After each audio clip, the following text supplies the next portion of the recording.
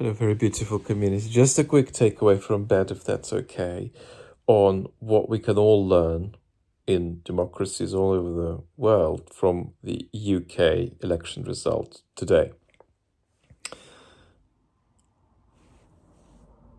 In this moment of historical moment where our democracies are in decline, it's not okay to maintain electoral systems which produce massive disparities between the number of votes a party gets and the number of seats a party gets.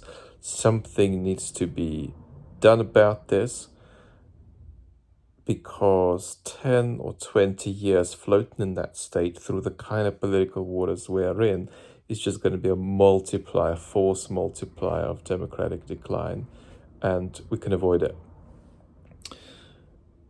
What electoral reform happens doesn't need to be a rigid thing. You can have different solutions. You can have hybrid solutions tailored to different political environments, different countries. Yesterday, the party of government, the Labour Party, got 65% of the seats with about 34% of the vote. That just magnifies that early onset simmering crisis of legitimacy that most Western democracies are experiencing. The populist right Reform Party got about 4 million votes and only 4 seats. The Liberal Democrats got less than 4 million votes and 71 seats. That's not stuff you get away with for a long time in the kind of environment we're in. The speech that the conceding Prime Minister Rishi Sunak gave yesterday was important. He didn't just concede, he went out of his way to emphasize that the transfer of power was legitimate and that he welcomed the incoming government. That's a very important ritualistic act that is in of itself enough to downgrade Rishi Sunak, in my estimation, from being 3/4 of a political entrepreneur to being only half a political entrepreneur, and not a post-truth populist at all. He's never been that. The 2 speeches so far by the new Prime Minister Keir Starmer have been, in one case, lamentable, in the other case, good and bad. Let's take a look at the good and bad case, because we can learn from this.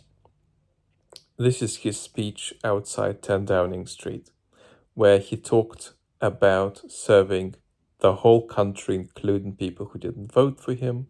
He talked about serving the country first, the party second, and in sheer content, in bullet point wise, his speech was actually an 8 out of 10.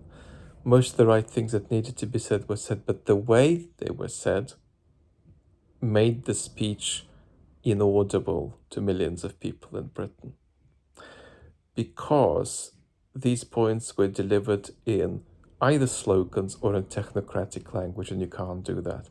Even if you are obsessively committed to putting something in a technocratic sentence, mission-led government for the people in this and that way, you have to then look up and qualify it with a personal remark, a personal eye-to-eye remark.